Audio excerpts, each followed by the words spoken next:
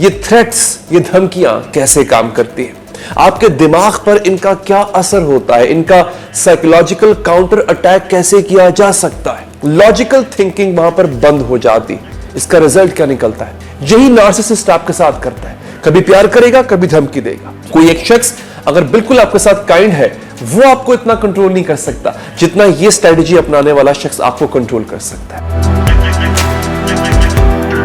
78% औरतें जो toxic relationship में हैं, हर महीने कम से कम एक बार डिवोर्स की धमकी जरूर सुनती हैं, लेकिन सिर्फ 12% केसेस में ये सच में होता है। और ये स्टडी है journal of marriage and family 2022 की।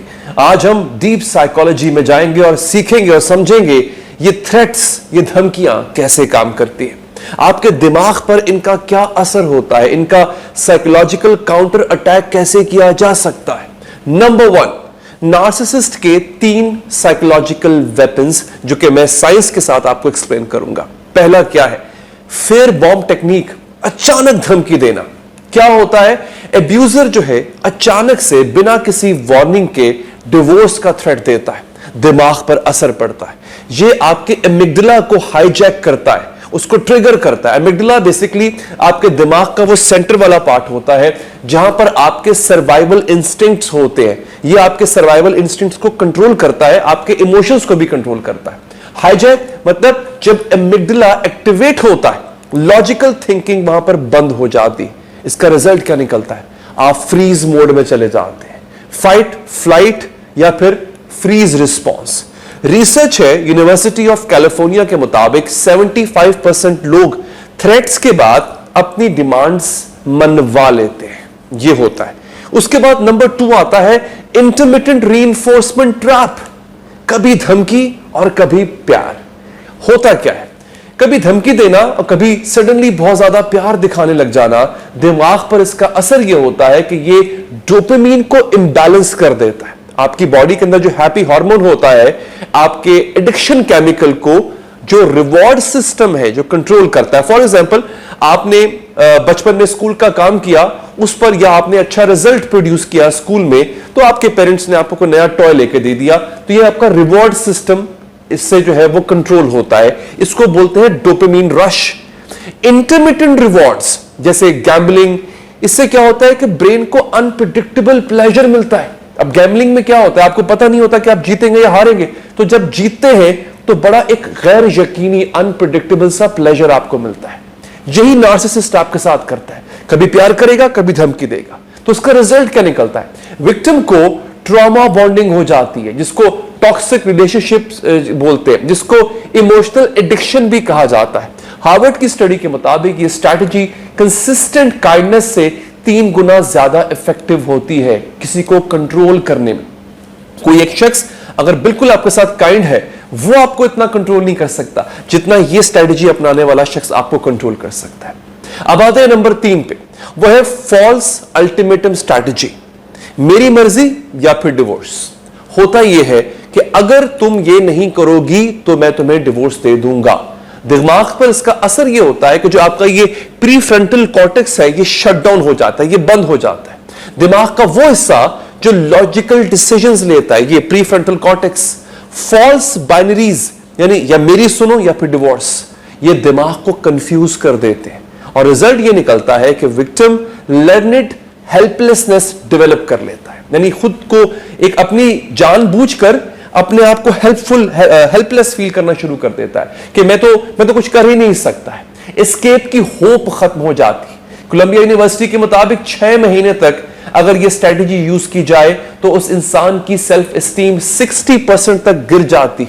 अब हम जानते हैं कि दिमाग पर असर क्यों होता है।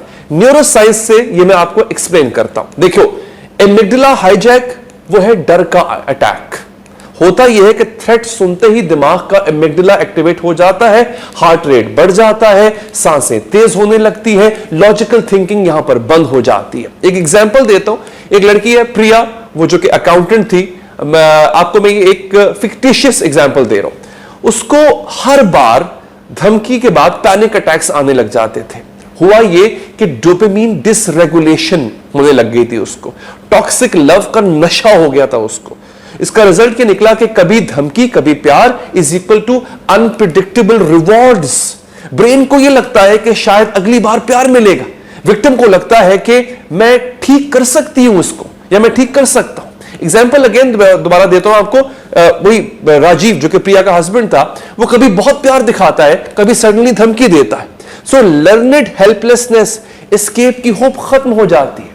नाज़रीन दोस्तों, होता यह है कि विक्टिम को लगने लग जाता है कि कुछ करने से फर्क नहीं पड़ेगा, मैं कुछ नहीं कर सकती हूं, ये वाली फीलिंग आने लग जाती है, मेरा कोई कंट्रोल नहीं है, ये वाली फीलिंग आने लग जाती है। यूनिवर्सिटी ऑफ पेंसिल्वेनिया के मुताबिक 85% विक्टिम्स 1 साल तक इस फेज में रहते हैं और इसका जो असर है वो फिर आगे चल के और खतरनाक हो जाता है। अब इसका साइकोलॉजिकल काउंटर अटैक कैसे करें, इसको ब्रेक कैसे करें? दोस्तों, सबसे पहले है न्यूट्रल रिस्पॉन्स टेक्निक। आप उस नार्सिसिस्ट को इमोशनल फ्यूल देना बंद कर दें।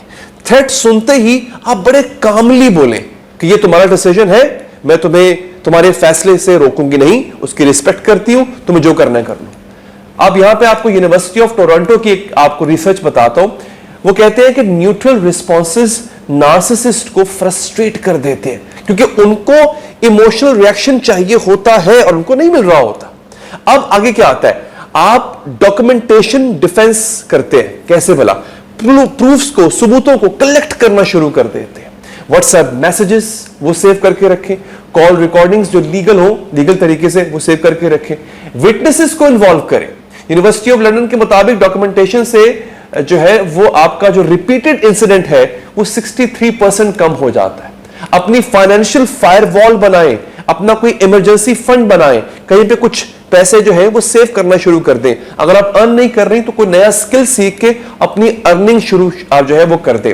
देखिए होता क्या है, फाइनेंशियल इंडिपेंडेंस एस्केप का नंबर 1 प्रेडिक्टेबल है। जैसे ही किसी लड़की को ये पता चलता है कि अब वो फाइनेंशियली अपने हस्बैंड की मोहताज नहीं रही है, अपने नार्सिसिस्ट हस्बैंड की, उसके कॉन्फिडेंस में 50% इजाफा, बढ़ोतरी हो जाती, वो वहां से निकलना उसके लिए आसान हो जाता है। तो अब यहां पे अगला जो एक मोड़ आता है इस शख्स से डील करने का, वो है पावर शिफ्ट क्वेश्चन। उनको शॉक देना, यानी अपने नार्सिसिस्ट हस्बैंड को शॉक देना। जब धमकी दे, अब बड़े सुकून से पूछें कि लॉयर को कब कॉल करूं, because they were not hoping for this response. या फिर मैं कल कोर्ट चली जाती हूं, मुझे बताइए आप। जॉन हॉपकिंस का एक क्लिनिकल ट्रायल है, उसमें बताया गया कि 82% एब्यूजर्स ने थ्रेट देना बंद कर दिया जब विक्टिम ने उसको कंट्रोल करना शुरू कर दिया। तो दिमाग इससे रिपेयर करना है आपने, और वो रिपेयर होगा कैसे? मैं यहां पे एक और स्टडी कोट करता हूं, MIT की 2023 की ये न्यूरोप्लास्टिसिटी रिसर्च के मुताबिक जो कहा गया कि 3 महीने तक सेफ इंवायरमेंट में रहने से आपका जो प्रीफ्रंटल कॉर्टेक्स है वो रिपेयर होना शुरू हो जाता है, लॉजिकल थिंकिंग वापस आती है, स्ट्रेस हार्मोन्स नॉर्मल होने लगते हैं, डिसीजन मेकिंग एबिलिटी जो है वो इंप्रूव हो जाती है। तो दोस्तों ये है वो तरीका कि जिससे आप बच सकते हैं। तो अगर आपको ये वीडियो पसंद आई है तो इस चैनल को सब्सक्राइब कर लीजिए, क्योंकि यहां पर ऐसी और बहुत सी वीडियोस आने वाली हैं जो आपकी इस दुखी जिंदगी को बचा भी सकती है। और अगर आप चाहते हैं कि आपको हेल्प की जरूरत है, मेरा नाम अली हैदर है और मैं एक रिलेशनशिप कोच हूं। याद रखिए, किसी की मदद लेने में, किसी से पूछने में, किसी से एडवाइस लेने में कोई हर्ज नहीं है।